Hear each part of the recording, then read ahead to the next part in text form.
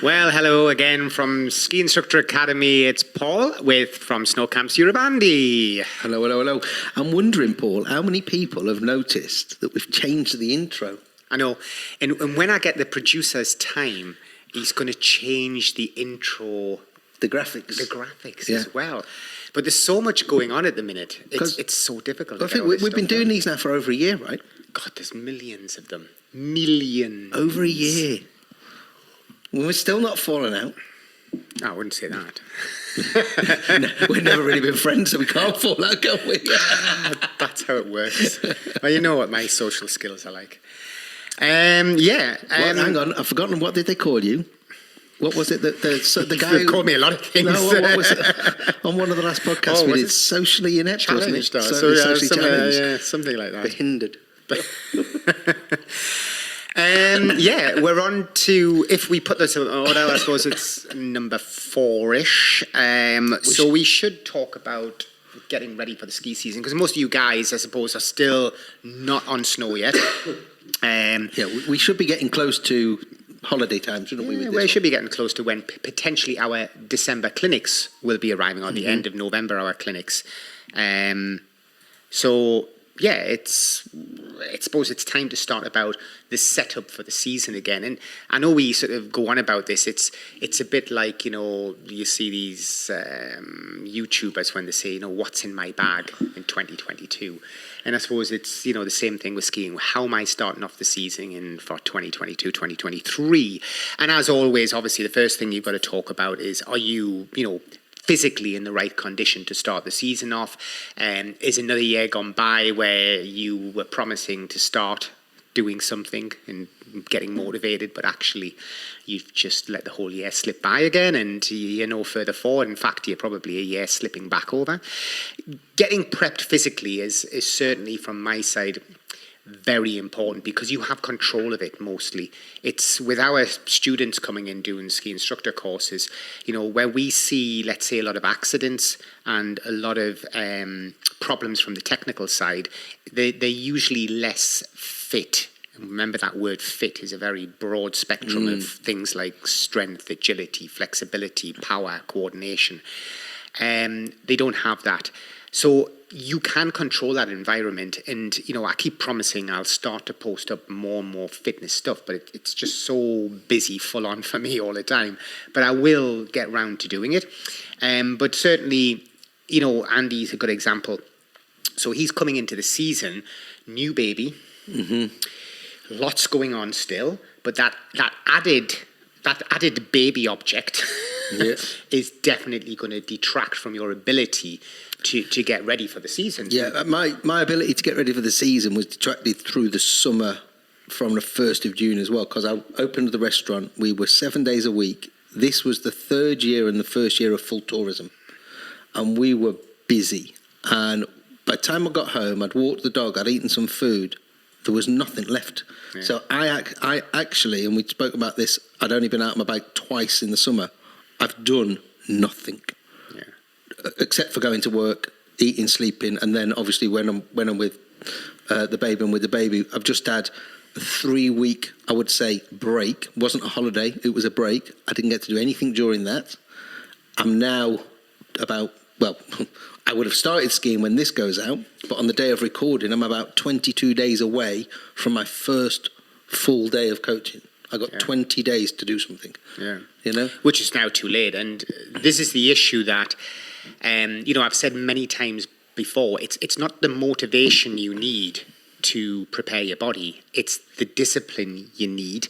And however, there's too much going on social media where people are, I've complained before about them showing all these different exercises off and what they do, and look at me, and they're doing it with their tops off and whatever.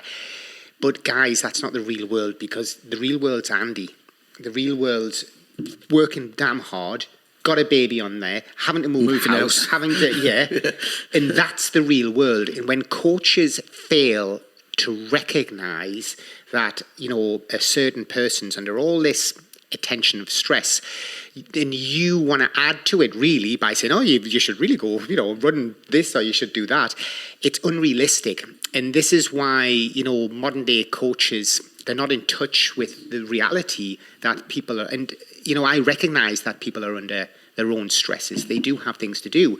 I'm in a very fortunate position. I've always said that, yes, okay, I have a discipline. I've been doing it all my life, 7 days a week. It never changes. But if I had all your pressures and had to do what you had to do, obviously I'd be the same. It'd be easy to get distracted, easy to lose that discipline and fall into a different rut. And if there's, one thing I would say that everybody should be doing, and you're lucky because you do this, is when you get up, go for a walk. Because you have to. You've got a dog. Yeah, because the dog, Yeah, which is great. And you look after your dog. You're not like some people who kick it out the back. Yeah. She was 12 yesterday. It was her birthday. But yeah, so the things I am doing other things as well, but I don't consider them to necessarily be training. But they are training, because what I did yesterday. So as you said, I got up, I took the dog for a walk. That was an hour. I then washed the car. But I treated washing the car as a workout. So I did it with an amount of speed. Yeah, well, an amount of speed. Wax on, wax off. I carried my 2 buckets of water at a time. Two buckets? When I was full of water, hot water, weighs more than cold. Probably doesn't actually, does it? And then when I was doing my wheels, instead of kneeling, because my knee doesn't like me kneeling anyway, I basically went into a squat position and cleaned my wheels whilst in a squat position. So much that today my right hamstring's actually sore. but I also do other things during the day. So when I walk up 3 flights of stairs, it's actually 6 flights of stairs, 3 floors, I will do 2 steps at a time. I won't do 1 at a time. Not 2 steps at a time, 2 steps at a time. And on occasion, I'll actually do that with a bit of a brisk run. Ooh, so I'm kind of doing things, but I wouldn't say I am going and doing an hour's workout. Yeah. It's a great point Andy's making, is that if you don't have an active job on top of the fact you're not preparing, then that's even worse. If you're the type, unfortunately, you work from an office and you're stuck behind a desk and you're not washing the car and going up 6 flights of stairs briskly, then, yeah, it's even worse. And you don't have a dog, for example, like you have, because that is always my first foundational thing I say to people when they say, I want to lose some weight. And, I tell them, hey, first of all, please just move around, like get out. And the first thing you can do is to set yourself up for a good night's sleep, is to get out first thing in the morning and go for a walk. And that just has to be 3 kilometers like I would do. I always walk 3 kilometers in the morning, 30 minutes. And that way I set myself up straight away for the day. So that's number one. The other thing Andy said, which is interesting, is end range. So, there's going to be more and more evidence, I think, to show that stretching, for example, is not really necessary if you're a person like myself who does a lot of end range strength and conditioning training. So what that would mean is, a good example is Andy said he squatted down to do his wheels in a deep squat position. That's end range. Now, if he actively squatted in that position, turned his glutes on, was sitting in the correct position for his squat, he's actually sitting end range, which is probably why you're feeling it a bit today, because you're in end range, which is like stretching, but active in effect, stretching. Yeah.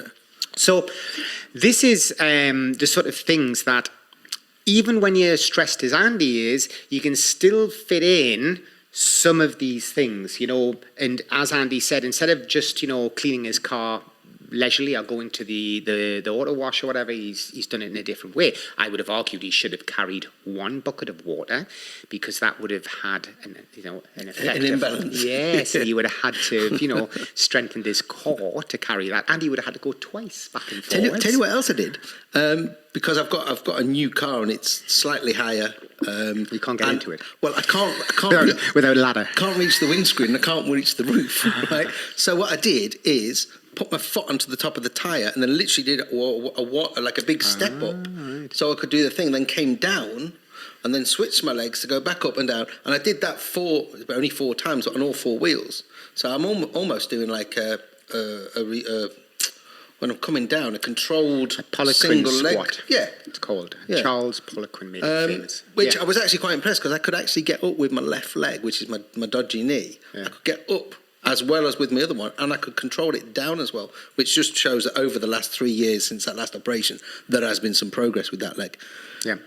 Well, if you're not active in your everyday life, then yes, unfortunately, you do need to find space and time to do some type of training to prep up for the season. And, everybody, I know a lot of people will listen to this and go, yeah, I need to do that, and just not do it. And then you end up on the first day on snow and you finish that night. The next day you get out of bed and you just feel like a car crash victim. Your calves have knotted up. You just feel achy.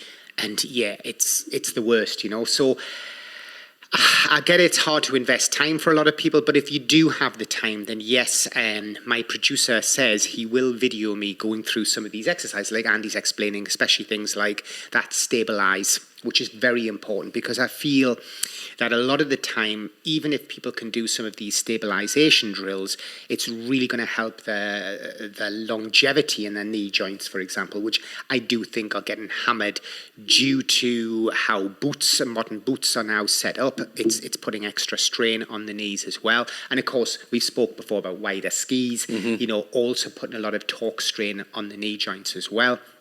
So, yeah, it is. The season's kicking off, and are you hoping then, Andy, to crash something in for the last 20 days, or? Yeah, my plan, because the weather's so warm at the moment, Yeah, true. After washing the car yesterday, I was going to ride the bike, but then I got a load of emails, so I ended up doing emails. Obviously, today we are doing a big batch of recording, and then I've got to go to some meetings about parties that we're organising, and then I'm literally into my move until Tuesday, and then the baby arrives for 5 days. So, I'm going to try and do something, but the plan was I could do 20 days on the bike, and that wouldn't be a bad thing. If I did 2 hours a day for 20 days, it wouldn't be like I'd trained all summer, but that would be a nice little setup. But I'm now starting to think, well, that's not going to happen again because of everything else. Which is true. It's the same for us. I mean, since it's weird because it is warm, and we were saying the same when we're walking. We're looking at bikers going past and thinking, people are still biking. You can even get up into the Pinzgauer Hood, quite high up in the mountains still. But biking does tend to take a bit of time up.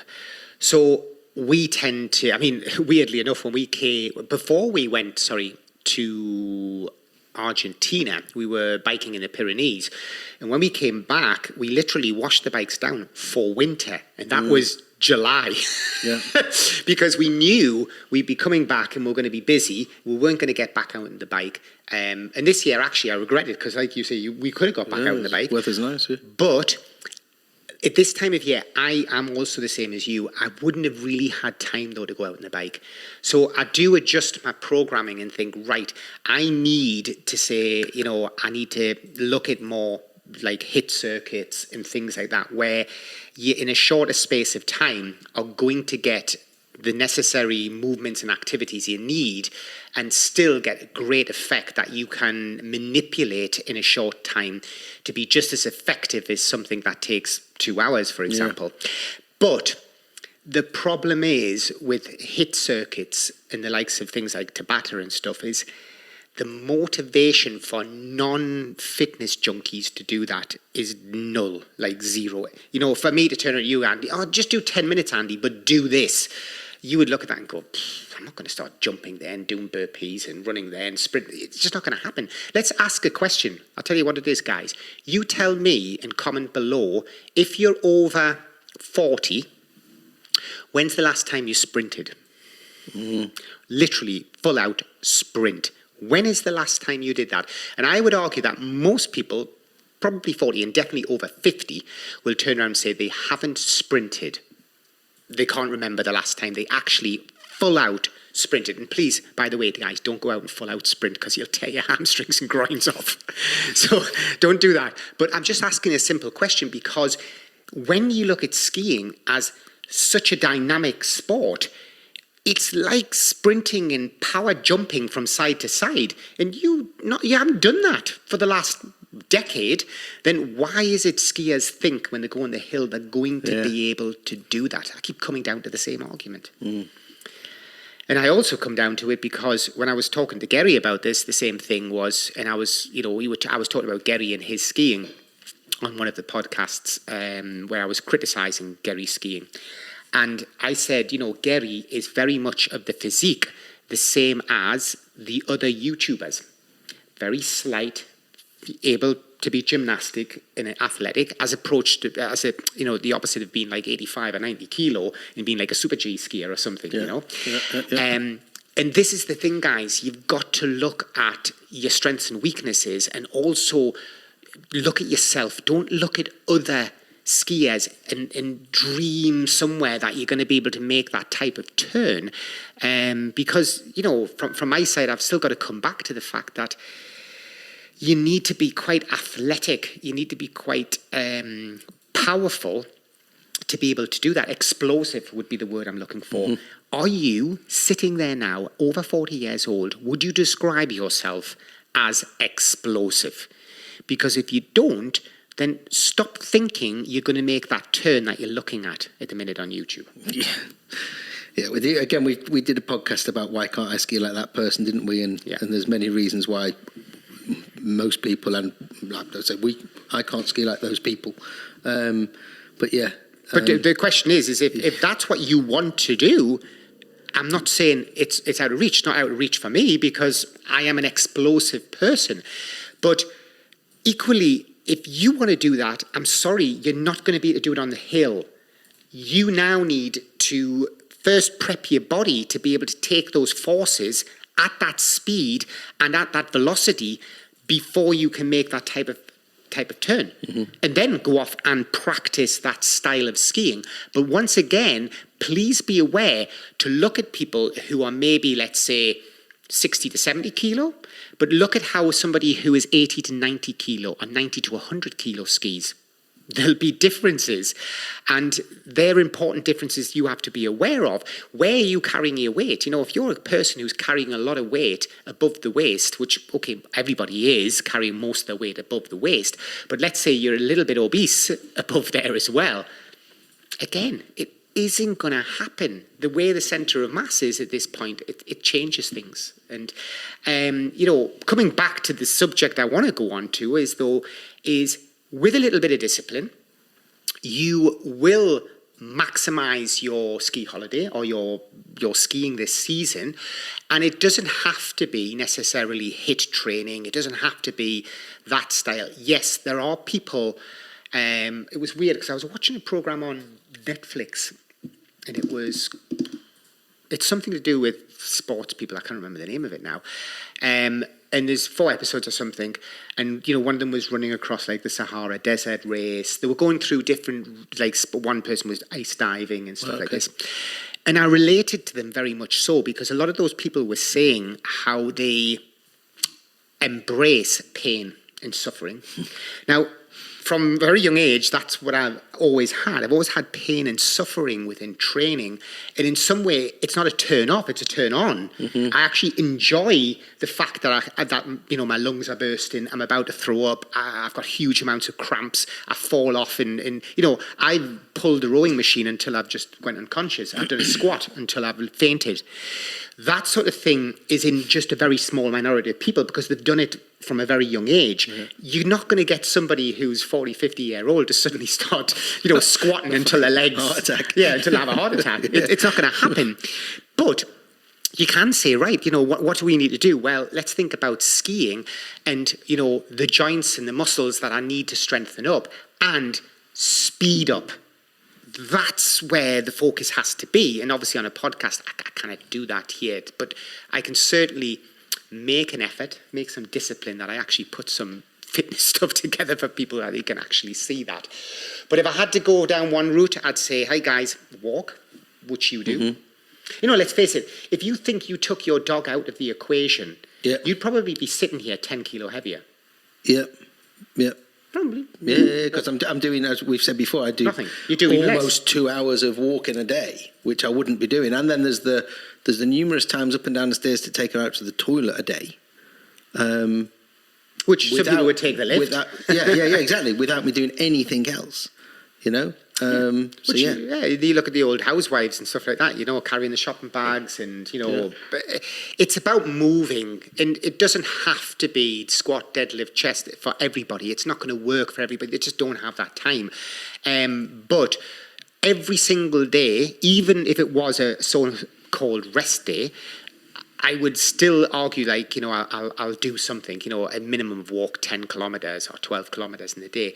But when you start to walk or you bike and things like that, you're going to take up more of your day, time-wise. Yeah. So most people have got to look at, how to reduce that. And as Andy pointed out, he was finishing at the end of the day, and that was you were empty.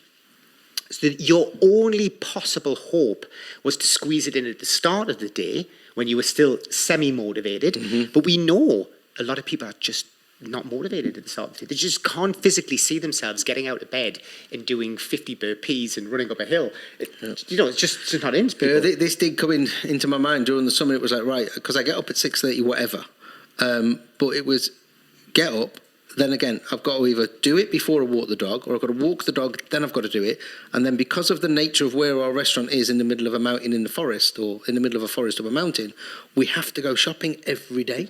Yeah. So it would be get up, eat, walk the dog for 45 minutes, go out on the bike for an hour or do whatever, then go shopping, then get to work the shift, to come home to walk the dog, to then be dead. And go to bed, basically, and start all over again. Yeah, and we've talked about it, and because it affected us so much this year, because I say the previous years it wasn't as bad because we weren't as busy, which meant we didn't have as much money coming in, but that was COVID. We had more time. But this year we had nothing. The two of us had nothing outside of going and running the restaurant. To which we've now said, right, next year we have to have at least one day off a week. We potentially drop September, the 18 days of September, and we don't do September, because then that would give us September, October, November to get ready for winter. Yeah. And I would rather drop 18 days of September to have that time to do other stuff and get ready. Yeah. I mean, everybody's looking, watching this, be looking for a solution. That's why most, the marketing's selling these products, like take this tablet or do this and you're going to get fit. Bollocks. It's not going to happen, Unfortunately, it is a discipline, and you do need to find the time to look after yourself. And a lot of very good coaches will say, look, guys, if you don't find this time, when you reach this age, you're just going to be finding the time to go to hospital every 5 minutes and doctors and whatever, because, you're just going into decrepitude. And people do, as they get older, start realizing this, and they do try to invest more time in themselves. Most people are rich in money, poor in time. Mm-hmm. And it's the time that's the hard thing, and if you combine that with saying, hey guys, like if I look at my sleep pattern, I get 8 hours plus every single night. Okay, I go to bed early, but I get that in because we've said before, the answer to keeping fat off, good sleep pattern, the answer to looking after yourself both mentally and physically is a good sleep pattern. Even if I do still get up once in the night to go to the toilet, I still get in an 8-hour plus sleep. And if I don't, I literally feel like I've had a heavy drinking session when I get up. It's the first thing I notice. It's like, God, I feel terrible because I haven't had my 8 hours sleep. But that's then, I've just took 8 hours out of my life from that day. So now I'm only left with the other 16 hours to work around. And yeah, it's difficult. It was interesting. I was laughing because Andy went, oh yeah, I was going to do this, but then I did emails instead. Whereas I would look at it and go, yeah, those guys will have to wait for the answer to those emails. I'm going out for a run or something, Getting the bookings in for December. Yeah, Andy's like more committed, But I suppose I'm lucky because I don't need to worry as much. You're keen and enthusiastic to always answer immediately and get back to people because it's important for your business. Whereas I suppose I have a team that does that answers those questions and deals with the flack. But yeah, I would always prioritize my training at some point in the day, because it makes me also better and more productive. And one of the great things I find with my walking, for example, is it's a little bit of thinking time. I actually can go through in my head some ideas, some vision of what I might be doing in the next couple of seasons or something. It's funny because up until going away 4 weeks ago, my dog walk in the morning had become me walking the dog whilst looking at things on the internet. And it started because I needed to look at something, and then the next day I was looking at things and looking at things and looking at things, and I was doing literally the whole walk looking at my phone. And when I got back, I was like, don't go back into that, because when I walk the dog is when I do my thinking, and when I do almost my daydreaming, and when I come up with ideas, exactly. and I remember things from the past that I wanted to try again, and what I've done since I've been back this week is I've not looked at my phone unless it's rang when I've been walking the dog, because you need that time. Yeah. It's almost like that's a workout for your head kind of thing as well. Yeah. I think phones are weird because you can learn a lot on a phone, but at the same time it can take over. And the information overload now is crazy. And that's why, when you guys are, I don't know, you're following people and things like this, I'd be extremely selective and be quick to push things out and go, right, I'm going to stop following this or whatever. Otherwise, you just end up following 1,000 sites and you're getting overloaded with information. And of course, as we've said time and time again, it will throw at you what you want to hear. It'll throw at you your version of a truth instead of giving you the other versions of the truth, if you like, for you to make an educated decision as to what the truth is around, let's say, skiing or training or whatever it is, which is why I keep saying, simplicity is at the heart of most good programs, because you don't need all these fancy things and fancy machinery or fancy exercises that are going to trigger your glute major or minor, whatever. You just need to go back to simplicity. And I suppose that's why, again, from a discipline point of view, it wouldn't affect me if I had to just say, I've got to do 100 squats, 100 press-ups, and 100 lunges, for example, for the next 7 weeks. I could somehow manipulate that to just keep me going, and my brain wouldn't get bored of it. But people get bored, and they're always looking for something different, something better. Just stick with the basics, and you'll be surprised how quick you get fitter. Even watching the telly at night time, I can't sit just on the sofa. One, because, as you well know, I fucking hate my sofa because it's not comfortable. Maybe expensive, but it's not comfortable. So I end up doing what Andy did, actually sitting in a deep squat often and lying on the floor and sitting on the floor and sitting against the wall and basically going into end range positions to test the end range. If you're looking at, in skiing, the amount of movement you have in your ankle and in your calves and in your thigh, etc., you want to have an idea of that. It's the same when fitting a boot. People were asking me at Birmingham Ski Show about, I'm going to go over there to get a boot fitted. But they really have no idea of their own ability to move. The boot fitter doesn't ask because he's just looking at the foot and the volume of the foot, let's say, if he's a good boot fitter. But he hasn't asked the person to bend and move, which is weird to me because I think surely you want to know how much this person's, hip rotation is, how much can they dorsiflex or plantar flex, what's their range of ability in their knee. They're not interested in that. They're just interested in the boot fit, which, to me, it's not right. But, yeah, I don't know. Anyway, I will get onto some sort of fitness thing, and you can follow, if you're interested, you can then follow that and see what we would do for the start of the ski season. But I think the main message from you there is just go and do something. Just move.